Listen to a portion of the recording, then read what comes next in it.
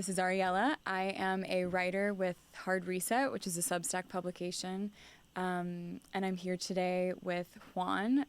He's a former Palantir employee and a writer, and we had an interview together over Substack, and we want to go a little bit deeper into that interview. So here we are.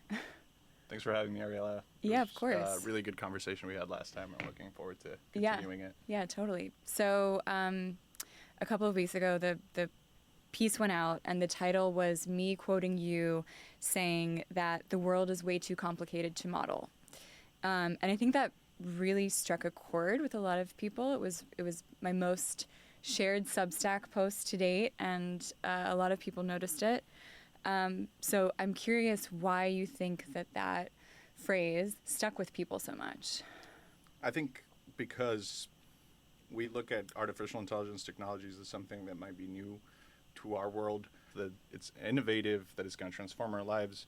But I think fundamentally the main impulses of artificial intelligence, which come from, collecting data and possibly simulating the world and automating the world, have a long history. For me personally, I think we are forgetting a lot of that history, a lot of that literature.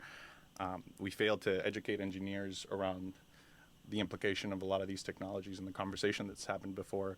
One of my favorite writers is Jean Baudrillard, and he tells a story which is taken from Jorge Luis Borges, which is about a king who wants to make a map that is so accurate and more accurate than any other map of the kingdom. And he ends up forcing his map maker to keep on making a more accurate map until it takes over the entire kingdom. It's basically on top of the whole kingdom.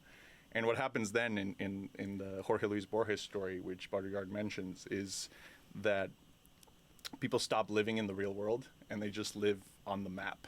And they forget about what it's like to live in the real world.